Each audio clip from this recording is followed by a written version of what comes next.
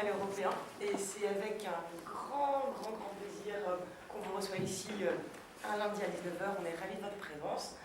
Et du coup, passer un bon moment, c'est une lecture, d'accord? Donc c'est aussi une étape de travail. C'est un moment aussi de partage, d'écoute, de voilà, oubliez tout, oubliez aussi vos portables, c'est pas mal. Laissez-vous embarquer avec le texte de Sandra. Voilà. Merci beaucoup d'être venu. Merci. Bonsoir. Alors merci d'être là. Merci à l'Européen de nous accueillir et surtout Sébastien et Géraldine qui nous ont supportés depuis un petit moment. Ce texte que vous allez entendre aujourd'hui fait à peu près 45-50 minutes. En fait, c'est l'adaptation d'un texte beaucoup plus vaste qui est une sorte de corpus littéraire mélangeant de la poésie, de la narration, des dialogues, etc. Un texte d'Ernst Kowal un peu étrange, dirons-nous. Donc j'ai fait une adaptation pour la scène. Lola me donne la réplique et interprète le personnage de Sandra. Donc merci d'être là. Nous allons commencer cette histoire.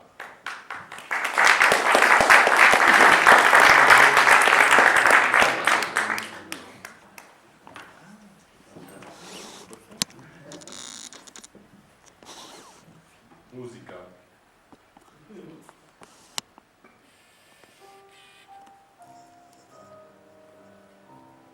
En février dernier, en milieu de soirée, j'ai reçu un étrange appel téléphonique.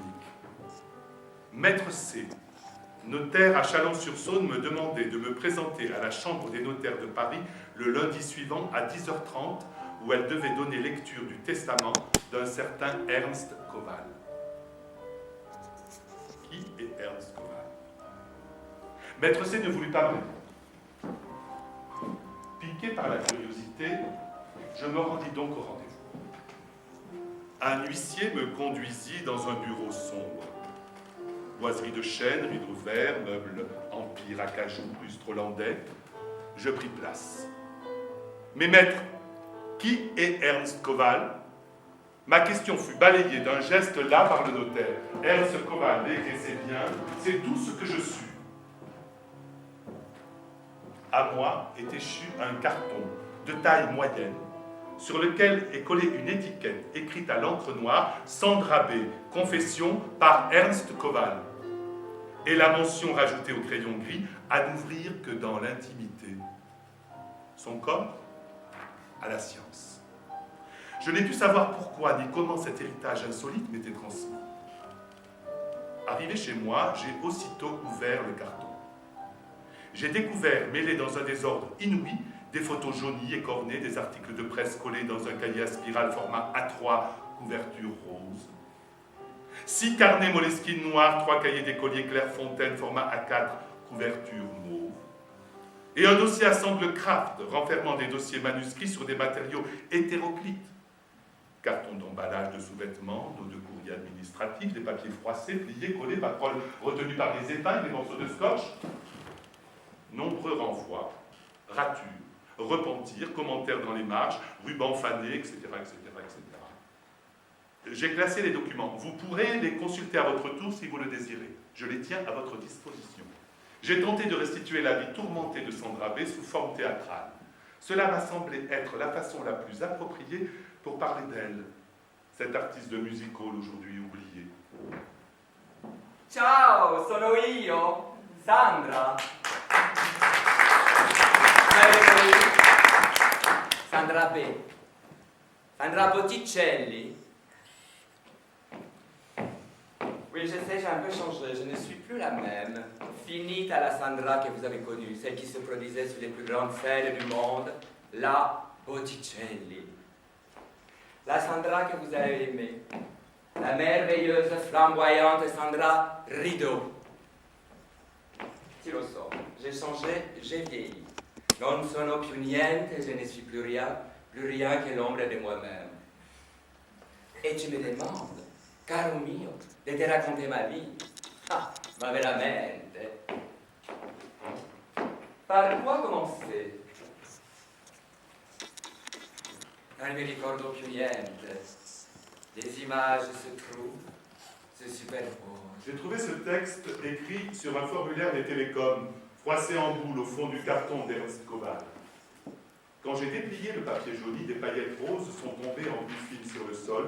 Est-ce véritablement un fragment de récit? Est-ce l'esquisse d'un roman de gare ou d'une pièce de théâtre bizarre? Qui est Sandra Botticelli? Quelle est sa vie? Et quel lien la lie à Ernst Koval? That is the question. Et voilà ce que je vais tenter de résoudre aujourd'hui. Cuba, la Havana. Je suis petit rat à l'opéra. C'est moi, le vilain petit canard au bout de la ligne des signes. Je dépasse tout le monde d'une tête. Trop grand, mais c'est comme cela qu'il m'a remarqué. Un soir, après la représentation, à la sortie des artistes, un grand aigle bleu en tenue de chauffeur m'attendait un bouquet de roses de baccarat dans les bras.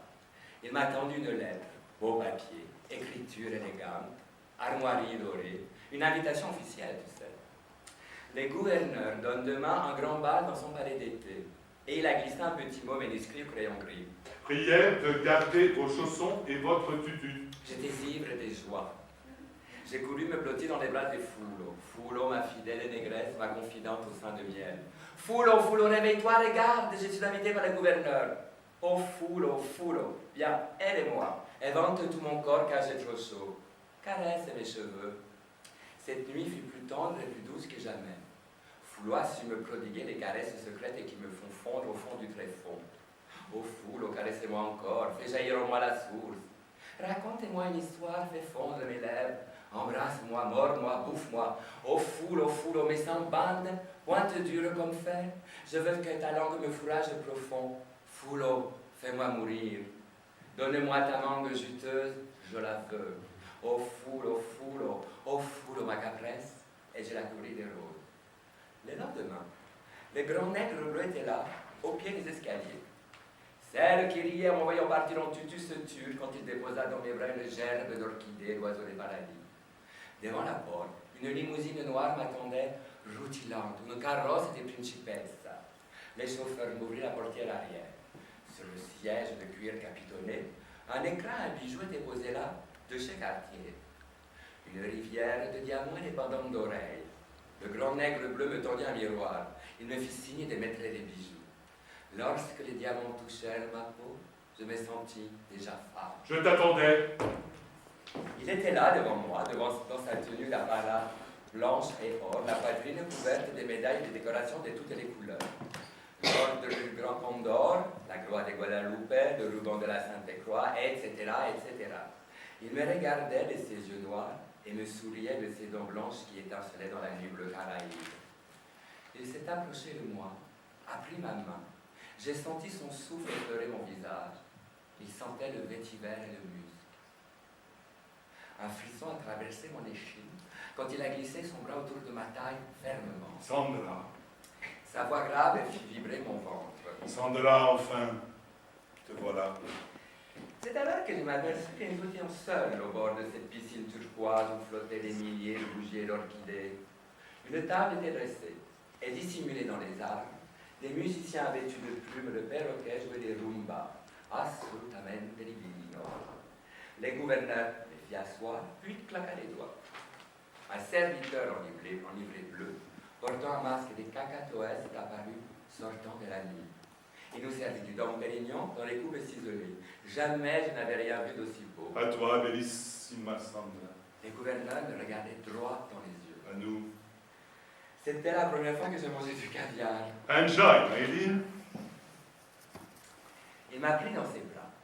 Je sentais ses muscles bandés sous son uniforme, ses médailles piquaient ma poitrine. Son souffle venait caresser mes cheveux. Il m'emporta jusqu'au fond du bar. Dans la pénombre, je les devinais. Son pantalon moulant glissa le long de ses cuisses dures, découvrant son sable dressé. C'est alors qu'il se pencha sur moi. Le gouverneur tenait un rasoir dans sa main. Comme je tremblais. N'aie pas peur, amore mio. Il était là penché sur moi, son visage frôlant le mien. Sa fine moustache frissonnait au-dessus de ses lèvres. N'aie pas peur. Je sentis alors son rasoir crisser sur le satin et le tube du tutu. Il découpa les étoffes en fines lamelles, lentement, précisément, maîtrisant son geste pour ne pas me blesser. Me voici presque nu. Ne bouge pas, mia cara Sandra. Il voulut m'embrasser. Je tournai subitement la tête. Son rasoir effleura mon sein gauche. Faisant jaillir une perle de sang, il la suça avec délice. C'est alors que j'ai senti en moi entrer son dard. Il m'avait défloré. Plusieurs nuits, je l'ai attendu en vain. Il m'avait oublié. Je supposais qu'une autre devait partager maintenant ces nuits, ou plusieurs. J'étais folle de jalousie, désespérée. Foulot ne pouvait plus me consoler. J'avais connu d'autres caresses et mon corps réclamait des nouvelles. J'ai couru jusqu'au port. La ville était morte, seules brillaient quelques fenêtres isolées. J'ai couru comme une folle. Je voulais mourir. Il n'était pas venu me chercher comme il me l'avait juré. Arrivé sur la petite plage, m'apparut soudain, à travers les filets tendus, la silhouette d'un pêcheur immobile. Il me fit signe de le rejoindre. Sans un mot, il me désigna sa barre. Comme hypnotisé, je m'exécute. Nous voici maintenant au bout du port. La barque franchit la barre. Je n'entends que le clapotis des vagues et le son des rames. Le balancement me berce et je m'endors. Quand je me suis réveillé, il était sur moi. Soudain, il poussa un râle profond, bestial. Il avait joui en moi. Son odeur de boue m'écoeure, mais curieusement, elle m'enivre. Une lame de fond se leva au fond de mon ventre. Je jouis alors comme jamais je n'avais joui. Aucun mot n'avait été prononcé. Il m'a laissé sur la plage. Il me fait signe de partir. On se réveilla. Il ne répondit pas. Je courus de nouveau dans la ville endormie. Des hommes ivres ont essayé de m'attraper. Un d'entre eux a même réussi à déchirer ma robe. Arrive à la case, j'ai réveillé ma Foulot. Foulot, il faut que je t'ai dit. Malérès! Oh Foulot, si tu savais la douceur, le mouvement des vagues, les étoiles, la lune et les... Malérès, je t'ai dit, c'est le diable, ce bouc avec qui c'est un zombie qui vient l'ennui, répandre ses graines dans les corps, je ne sais ça. Sandra, le diable est en toi, il faut que tu vois la Macumba pour quitter nous le Quimbois. Macumba, réveillez-toi, Macumba. C'est une ordre pour réveiller les chrétiens? Macumba, j'ai besoin de toi, le diable est entré en moi, il faut que tu me sauves.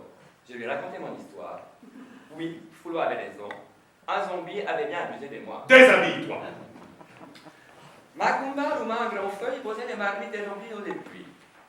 Il versa des herbes magiques, puis me frotta le corps avec de la bougie fondue, insistant sur les parties souillées par le diable. Macumba renversa d'un seul coup l'infusion brûlante sur mon corps. J'ai poussé un cri de douleur, mais Macumba continua... Il faut que les herbes fassent effet. Je poussai un cri suraigu, il me gifla. Sandra, suis-moi. Il me fit coucher nu et trempé sur le sol de la cave, au centre d'un cercle dessiné à la craie. Puis, Macumba prit un bambou taillé en pointe et le trempa dans un liquide. Ne bouge surtout pas. Il commença à me picoter. La douleur était atroce. Il me mit un morceau de bois à travers de la bouche. Mort et ne bouge plus, sinon je devrais t'attacher. Il me tatoua une conjuration sur le ventre. Regarde, je te dis, regarde, non avere paura, n'aie pas peur. Ne détourne pas les yeux, ma guarda, je t'ai dit. Et alors je dis, écrit en italique noir, une spirale de mots prenant naissance dans le nombril de Sandra. Lis. Je dus m'approcher. Les mots s'enfonçaient dans les plis du ventre, plus très jeune. Par endroits presque effacés, bleu clair, comme transparent. Et je lus. Femme qui sans fouteur foutez, prenant plaisir quand vous frottez votre doigt contre votre motte, délaissez ce foutre imparfait, et d'un vide aussi long qu'un trait, permettez que je vous la frotte. François Ménard, 1582-1646, poète et académicien français. Et c'est le début de mon aventure. La berline roulait à grande vitesse, traversant les quartiers sordides à Madetto et cases branlantes. Le morne franchi. Nous arrivâmes devant un portail ouvragé qui s'ouvrit magiquement notre passage.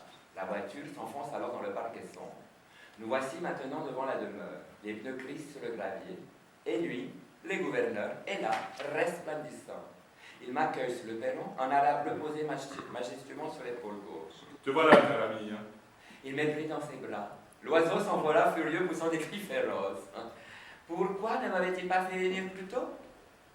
Il avait dû partir en lutte contre une bande de guerrieros, mais maintenant tout allait pour le mieux. Plus un de ces macaques, comme il les appelait, n'avait survécu. Devant la porte de sa chambre, Le garde des armées, en grande tenue, casque emplumé, épaulettes dorées, présente les armes. Dans la pièce immense trône un lit à baldaquin recouvert de peau des tigres. Il s'allonge, et je reste là, au centre de la chambre. Déshabille-toi. J'ai peur. Que va-t-il dire lorsqu'il découvrira mon tatouage? C'est pour toi, amore mio, pour toi que je l'ai fait, pour te faire venir. J'ai voulu la macumba. Tu m'as tellement manqué, tu sais, j'avais peur de ne plus jamais te revoir. Le gouverneur se dresse, se précipite sur moi et me jette violemment sur le lit. Il défait alors lentement son ceinturon. Tiens, prends ça. Tu garderas un souvenir de moi. Il me fouette. Mon corps se tord sur la douaire, la douleur cuisante. Je courbe mes reins, tendant vers lui mes fesses. Il me fouette de plus en plus fort. Aucun gémissement, aucun son ne sort de ma bouche. Mes fesses brûlent. Il me retourne sa braguette, sa verge jaillit. Bouffe la salope. Quand il eut joui pour la première fois, il se leva.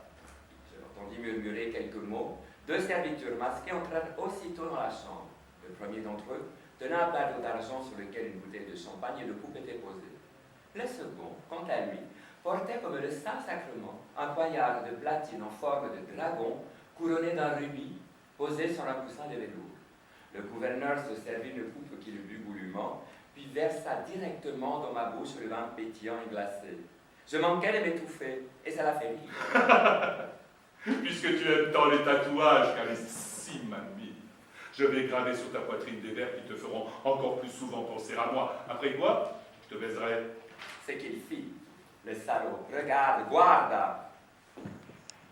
Femme, qui aimiez mieux le foutre que le pain, qui prenez en foutant un plaisir souverain, qui faites de vos cons une source seconde, qui crevez de dépit quand on ne vous fout point, laissez-vous foutre à moi. J'ai le vite en bon point, et vous direz que c'est le paradis du monde. Matura Régnier, 1573, 1613, le poète satirique français. Le lendemain, j'ai fuyé la Havane et son gouverneur pour toujours, laissant derrière moi Foulon et l'opéra. Sur le bateau, j'ai fait la connaissance d'un riche américain. M me dit être le propriétaire d'un cabaret à Miami. Le Coconuts.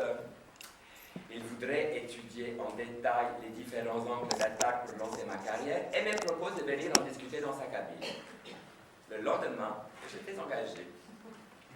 Voilà, darling, la suite au prochain numéro. Ça pourrait continuer comme ça. Sandra me fait comprendre qu'il est temps pour moi de m'en aller. Sans dire un mot de plus, elle se réfugie pour pleurer dans son cabinet de toilette, dissimulé par un rideau de perles multicolores. Avant de refermer la porte de la loge derrière moi, je réussis à lui arracher un nouveau rendez-vous. No pictures, no pictures. Oh, j'avais complètement oublié que tu venais. À la limite, je suis ridicule. Et cette adieuse qui n'en finissait pas. Voilà, je suis prête. Bienvenue dans ma loge.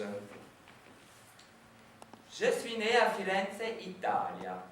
Dès que je fus sortie du ventre de la maman, la sage-femme me fit une piqûre d'eau de mer pour me fortifier. J'étais, paraît-il, trop chétive. Et regarde ce que je suis devenue. Hélas, poverina, la maman est morte alors que je venais d'avoir 5 mois. 5 mesi, tu te figures?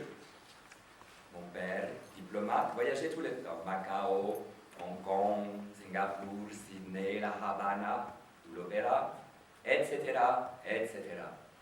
Il me confia une nounou créole qui voyageait partout avec nous. Julia, la martiniquaise, est le premier visage dont je me souviens.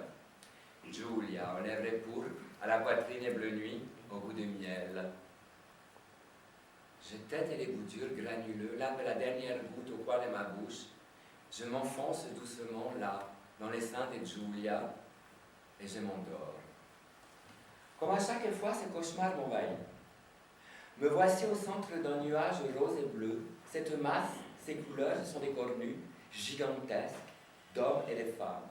Ils se déforment, s'interpénètrent, se métamorphosent sans cesse, lentement. Je suis l'un de ces corps et moi aussi je me transforme. Je passe de l'un à l'autre et je suis à tour celui-ci ou celle-là. Et le mouvement s'accélère, la lumière devient électrique. Je ne vois plus que du rose, des chairs liquides et roses. Je hurle. Je ne sais plus qui je suis ni où je suis. Je hurle, celle-là. Je hurle. Je me réveille en sueur dans les bras de Giulia. Elle m'héberge en chantant une valse que je connais bien. Maintenant de son index humide, elle caresse tendrement mon abricot et je m'endors rassasié de bonheur. Il m'est arrivé un autre rêve. C'est pas la première fois que je pénètre dans ce jardin. Au bout de l'allée, la demeure coloniale abandonnée croule sous l'étreinte des racines d'un figuier maudit. Soudain, j'entends derrière moi des cris et des rires sur l'aigu. Une horde de petites communiants, robes blanches, couronnes de fleurs orangées, voiles de tulle, me pousse vers la porte basse métallique rouillée d'une ancienne citerne. Là, dans la lumière verte filtrant à travers les capillaires, elle m'entoure et entame une ronde effrénée. Elle chante des cantiques, rires me font tomber, me couche sur le sol humide. Les voilà maintenant au-dessus de mon visage.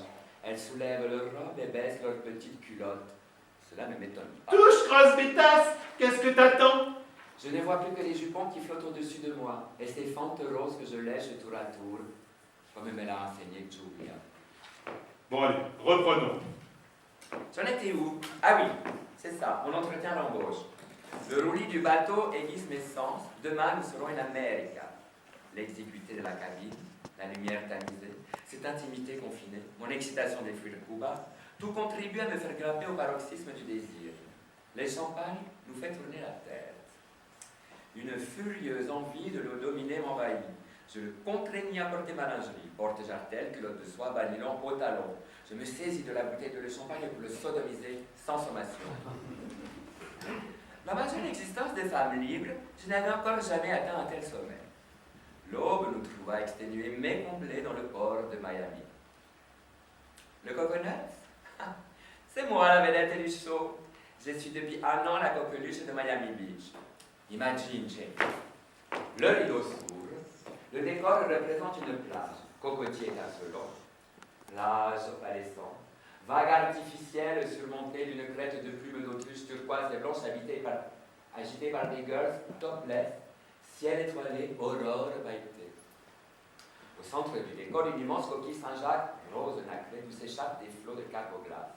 La musica est voluptueuse, nappe et violon, synthétiseur, harpe et céleste. La lumière s'intensifie, et sur un accord majeur, la coquille s'ouvre lentement. J'apparais alors sous une pluie d'or, nue comme au premier jour, vêtue de mes seuls cheveux infiniment blancs. La salle vibre, murmure. C'est elle, c'est Sandra, Je la savoure Botticelli, mon c'est elle. Prends mon temps. Un sourire aux lèvres, je mesure mes effets. Je m'avance sur la pointe des pieds et écarte mes cheveux. Une poursuite rose mistinguette m'habille.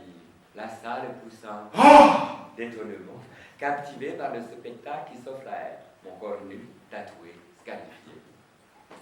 On viendrait partout m'applaudir, New York City, Los Angeles, Dallas, Mexico, Buenos Aires, Valparaiso, etc., etc. Je m'offre aux regards émerveillés et je chante une rumba. À la fin de mon numéro, la salle est debout en transe. Dans ma loge, les admirateurs se pressent, couvrent d'orchidées, de chinchillas, de diamants, etc., etc. Mais je ne cède à aucun. Je vis fidèle comme une presque nonne dans la sublime penthouse que M m'a offert au sommet d'une tour qui domine la ville. Je m'ennuie un peu car depuis cette fameuse nuit sur le bateau où j'ai fait découvrir à M des plaisirs nouveaux, il ne veut plus faire autrement. Maintenant, il te faut partir. Laisse-moi. Domani je te raconte la suite. Ma là voglio dormire. Via, je suis épuisé. Ciao bambino. C'est finita la commedia? J'ai trouvé au puce de Saint-Ouen, chez le bouquiniste de la rue d'Écuyer, un vieux numéro de confidence. Sandra y apparaît en couverture. Visage rayonnant, cheveux blonds bouclés, tombant en cascade, fort peu vêtue mais parfaitement maquillée. Elle me fait penser à une chanteuse célèbre. Ne me parle pas de celle-là. La salope, elle m'a copié volé. Et encore plus que ça. Alors, il faut que tu saches toute la vérité. Regarde cette photo. Guarda, c'est moi. Et là, dans la salle, on la voit. Elle y est. Mais si, te le jure que c'est elle. Je chante au casino de Santa Cruz. Je suis au sommet de ma splendeur. Ce soir-là, elle est dans la salle et avec son frère. Elle ne me quitte pas des yeux et lui prend les notes. Elle scrute les moindres détails, la moindre attitude. Elle a copié ma coiffure, mes tenues de scène. Regarde, elle s'est même permise de piller mon répertoire. Moi, je veux mourir sur scène. C'est mon histoire, c'est ma chanson. Salope, même morte, je ne la pardonnerai jamais. Ah, j'ai honte, mais j'ai honte. Je te dis des choses, oublie-les.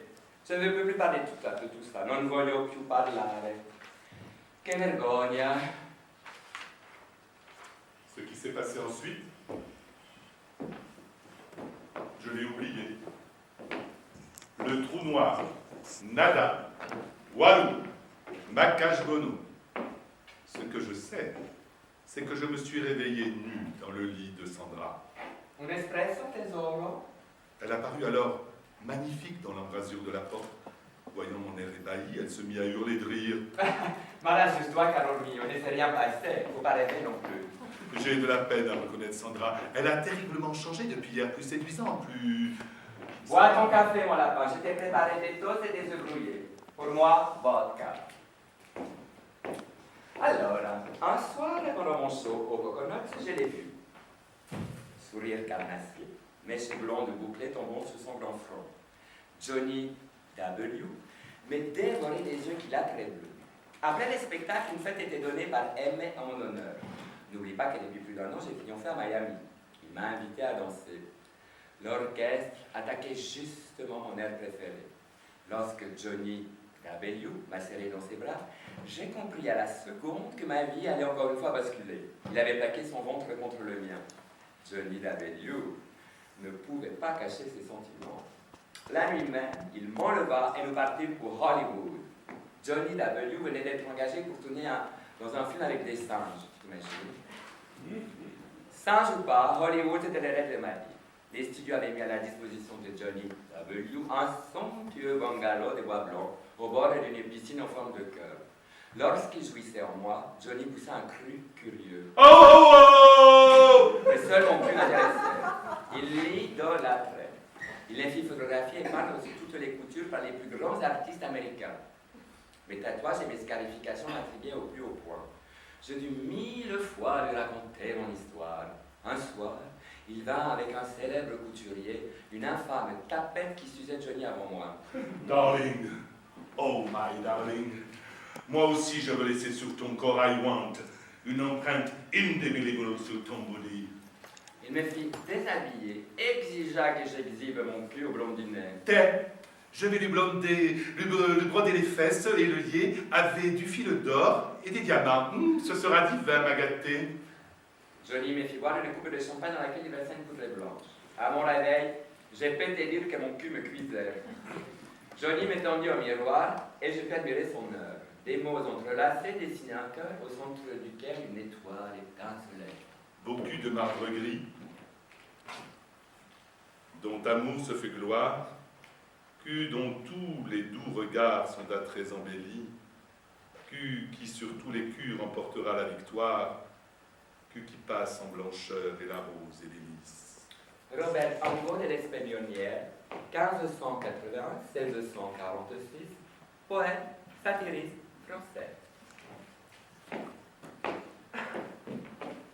La nuit qui suivit, des rêves étranges m'envahirent.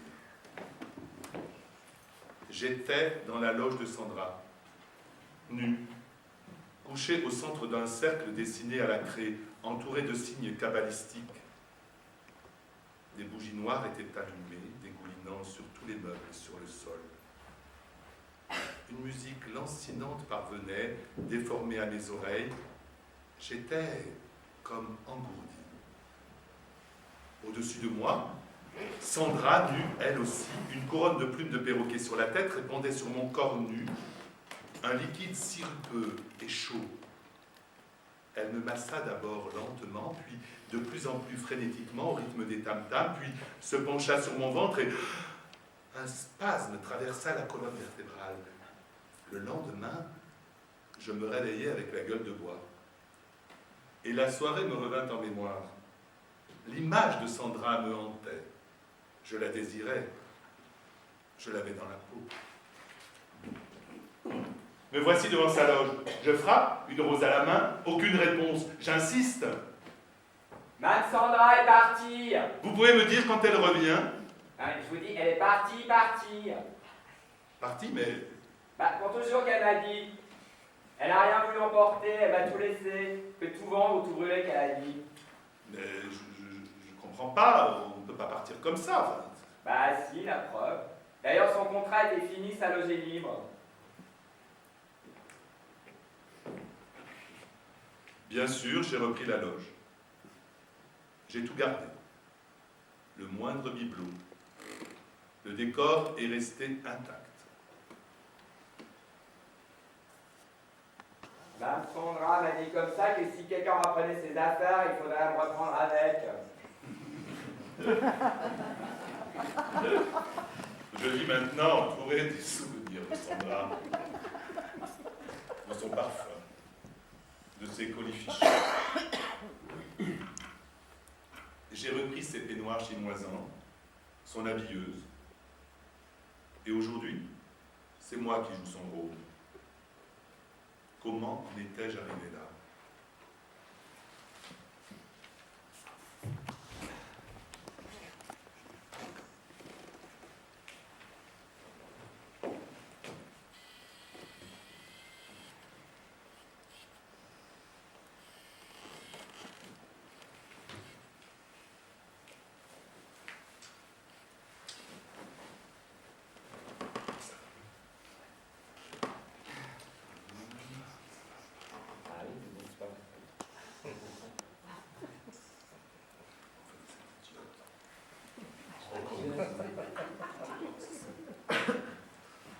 Voilà.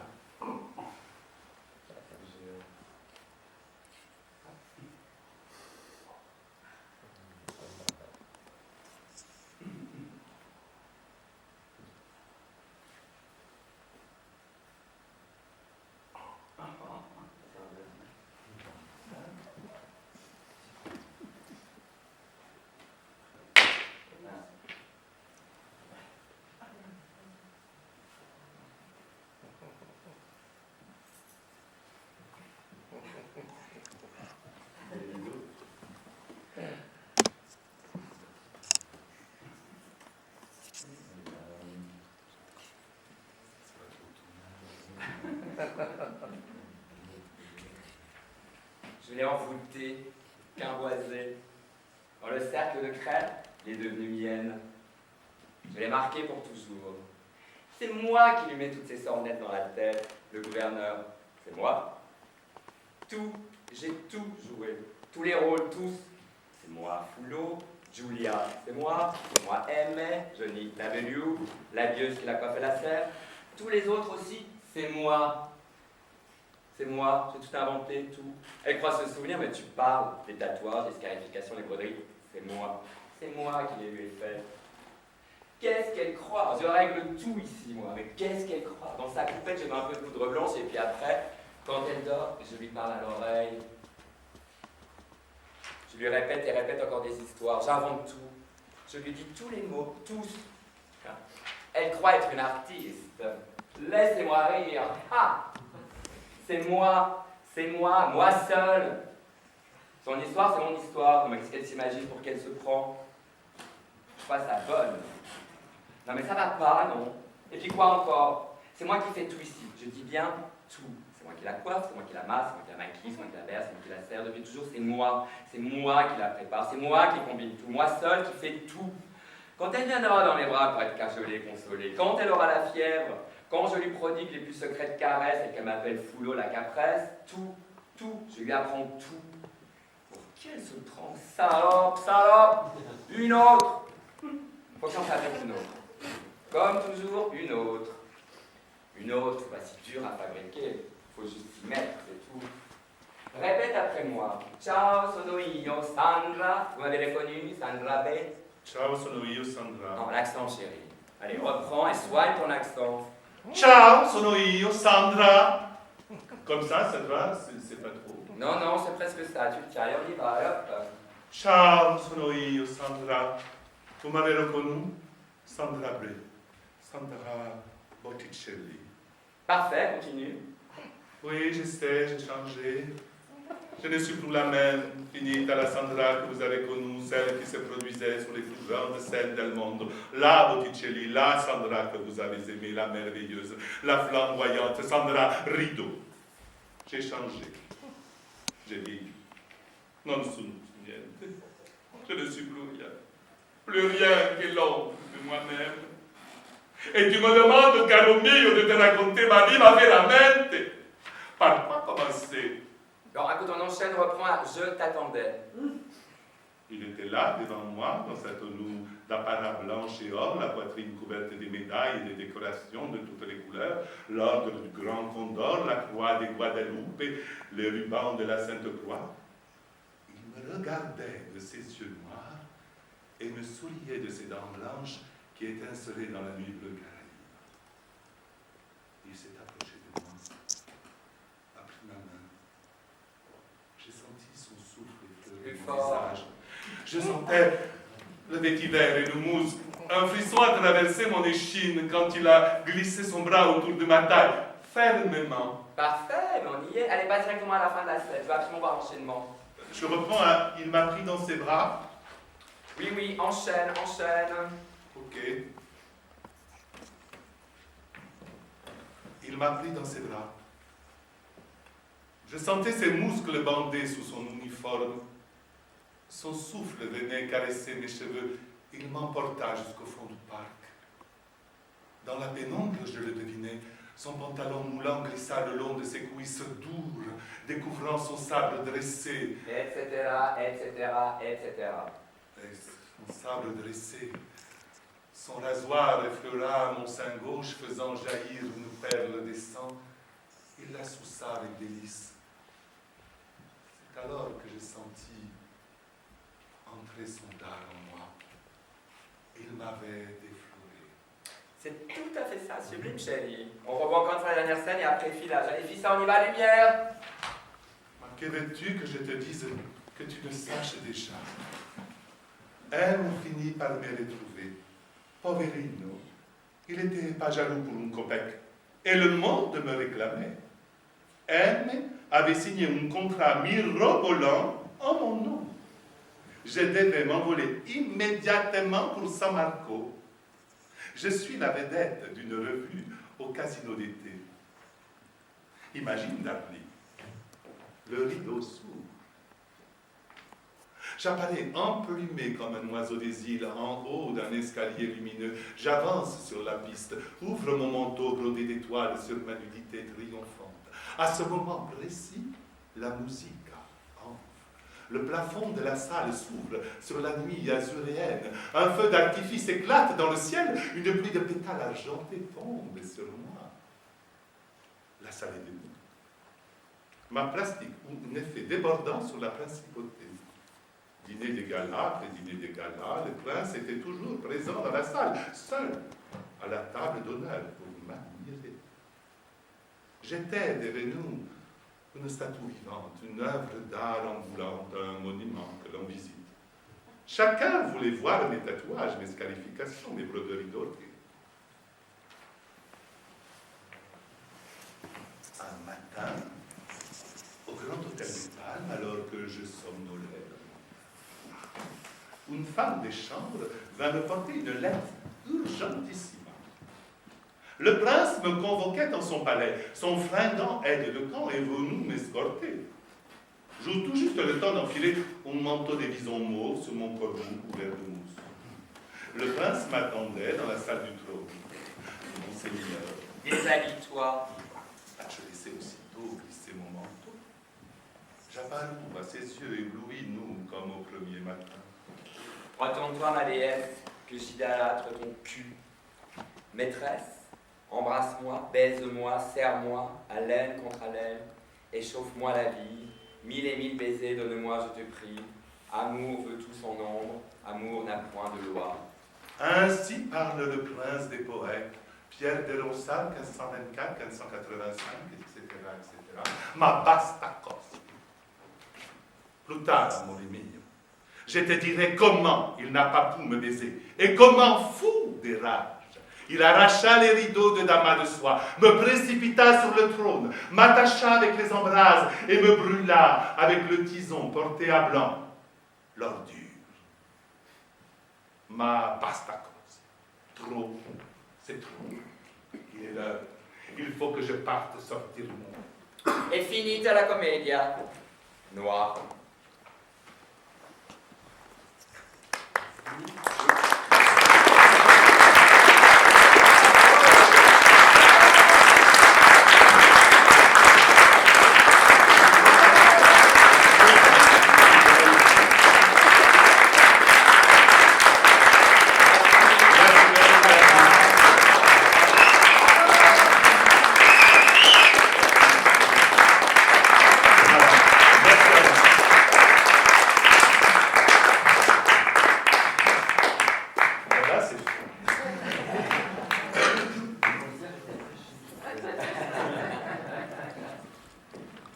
Merci d'être venu et puis d'avoir assisté à cette répétition.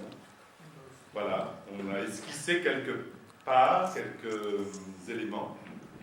Donc ce spectacle sera composé, s'il a lieu, également d'instants musicaux, c'est-à-dire il y aura des passages chantés, par exemple quand il dit Foulot, Foulot, ça sera une chanson. Il y aura d'autres passages qui seront chantés, par exemple j'ai coupé des descriptions, des choses comme ça qui viendront ce sont des chansons qu'il faudra composer. Et il y aura 3 moments de cabaret. Un moment pour la première Sandra, un moment pour tous les deux quand il y a le changement de personnage, et un moment à la fin pour moi, pour le casino d'été de San Marco. Voilà. Eh ben, on vous remercie d'être venus, vos avis sont précieux, et on va boire un verre. Et on va voir. Merci.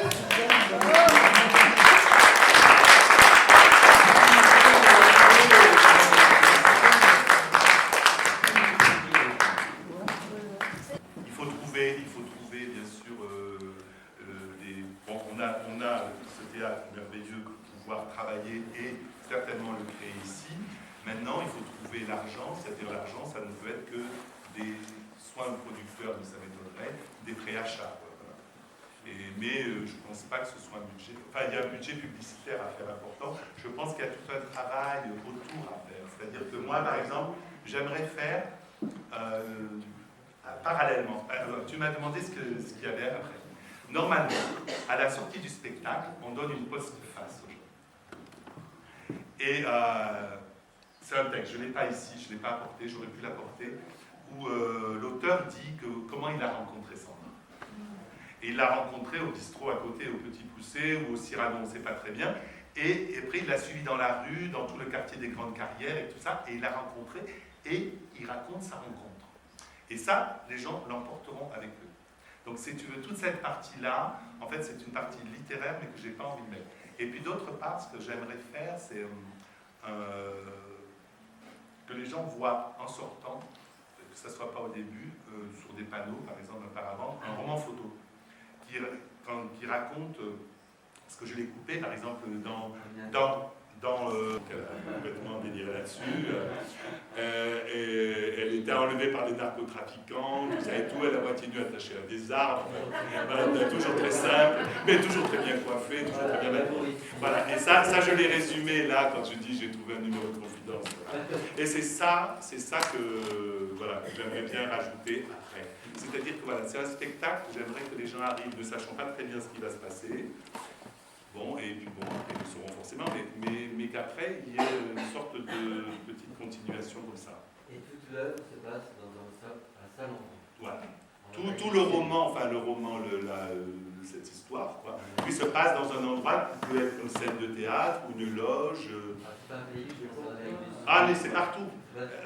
Mais elle est folle, de toute façon, elle dit n'importe quoi, parce qu'elle a voyagé là, elle a connu Johnny Weissmuller, et puis après le prince de Monaco, enfin, je veux dire, ça va pas, elle a 100 ans. En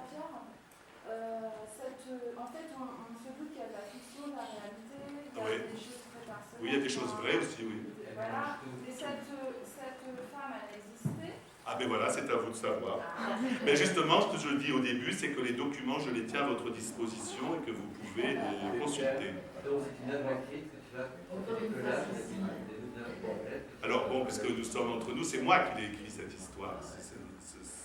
Mais je signe, Pourquoi je signe Ernst Kowal? Parce que c'est la vache qui rit, c'est-à-dire que c'est Ernst Kowal qui raconte une histoire, qui raconte une histoire, qui raconte une histoire. Après, que ce soit moi ou un autre, ou peu importe, ça n'a pas tellement d'importance, mais j'avais envie de garder cette distance-là, fictive, si tu veux. Voilà. Ernst Kowal, c'est un artiste que j'ai inventé il y a extrêmement longtemps, mais qui était un artiste d'art brut au départ, et puis est devenu écrivain. Pourquoi pas avoir mis le fait noir de Lola? Je ne rentre pas dedans, mon cher. Je fais juste 95 kilos, si tu veux, et 1m90. Voilà. Hein? Ah oui, mais voilà, Après, on a pris le peignoir japonais, parce que, d'abord, c'est tout ce qu'on avait, mais aussi, je trouve que c'est bien de ramener vers quelque chose, pas de kabuki, mais un peu de japonais, c'est-à-dire où les hommes peuvent jouer des femmes. Moi, je ne suis pas un travelo, si vous voulez. Je suis un homme qui joue une femme, Tout comme jamais on dit que Sandra est un travesti. Sandra, c'est une femme. Oui, c'est ça. Parce qu'au début, moi, je comprends que c'est un mec. Voilà, mais approche. J'étais à l'école de danse, j'étais passé, il parle masculin. Oui. Et puis après, ça bascule. Voilà. C'est moi le plus grand, mais c'est pas. Voilà, on ne sait pas. Mais quand même, c'est une femme. Elle se vit comme une femme. Après, d'ailleurs, toutes les parties sexuelles, j'espère que vous aurez chaste. C'est une femme qui oui, mais en fait, c'est de l'amour hétérosexuel dont il est question quand elle raconte les scènes de baise. Et en fait, c'est elle qui sodomise les hommes, et c'est pas les hommes qui la... Enfin, bon, voilà. Et donc, tout ça, voilà, ça joue sur ça aussi. Voilà, mais après c'est aussi tout le chemin comme ça sexuel de cette fille, ça commence, elle est bébé, puisque voilà, et sa mère meurt, sa nourrice la branle, puis pour l'endormir, pour la calmer, etc. Donc après elle a sa copine, c'est quoi, c'est sa bonne, c'est pas, parce qu'elle l'abandonne comme une chaussette aussi, puis cette histoire du gouverneur, tout ça. Alors tout ce côté exotique, si vous voulez, ça c'est très important pour moi en tous les cas. Mais d'abord j'avais envie de créer une sorte d'imaginaire. Justement, tu demandes où ça se passe nulle part, mais ça se passe dans la tête de Sandra. C'est en Amérique du Sud, c'est à Cuba, c'est où on veut. Mais voilà tout ça. Parce que moi je suis né aux Antilles et je mets, si tu veux, des choses comme ça intimes dedans. Il y a des choses vraies dans les descriptions, j'entends, pas dans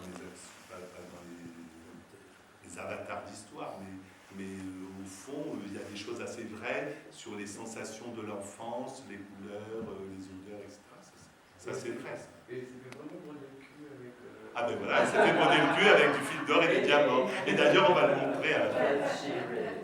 Justement, on s'était posé la question aussi de savoir s'il faudrait montrer au bout du compte quelque chose. Et il est sûr que non. Non, mais c'est sûr que non. Voilà, bien sûr. Voilà, mais non, mais c'est sûr que non.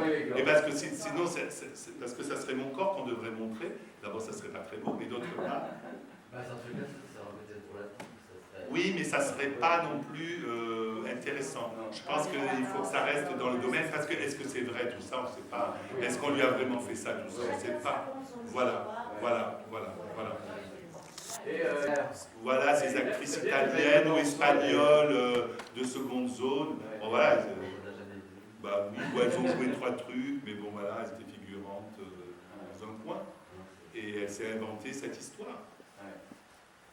Voilà, et puis ce qui est intéressant, enfin pour moi en tous les cas, peut-être qu'il faudra qu'on développe justement dans une chorégraphie au moment de la métamorphose, c'est que c'est comme quand on dit c'est une macumba, oui, c'est vraiment une cérémonie ou en tous les cas un processus de vaudou. C'est que vraiment, c'est une possession. Et moi, à travers ça, je l'ai découvert, si tu veux, je parler, mais je parle de ça que j'ai vu quand j'étais enfant, mais je parle du théâtre, c'est-à-dire comment on on devient un personnage. Mais comment le personnage entre en toi et comment un metteur en scène, parce qu'au départ, d'ailleurs, le narrateur, c'était un metteur en scène, il était dans la salle. Moi, j'ai gardé ce petit truc, mais au début, j'étais à une table de mise en scène. Ben, tout ça, j'ai supprimé. Je veux dire par là que c'est comment on arrive à s'identifier à un personnage et qu'un jour, on a envie d'une chose, c'est de devenir ou de l'être. Et c'est comme un réalisateur quand il montre à un acteur, ou à un moment donné, on ne sait pas où ça commence ou ça finit. Voilà. Mais ça, on va le travailler. Ah, mais là, on a fait 4 séances. À la base, tu Oui. vois, la culture d'action italien. Alors. Mais elle le fait la barrigone quand elle est la concierge. Là, il faut que tu portes plus ta voix, parce que cette lumière est tellement puissante que. Ça paraît moins vite. Oui, parfois, mais ça, on le sait. Moi, je suis pas actrice. Hein, oui, tu vas devenir. Lecture pour. Non, mais fallait pas que tu sois un acteur.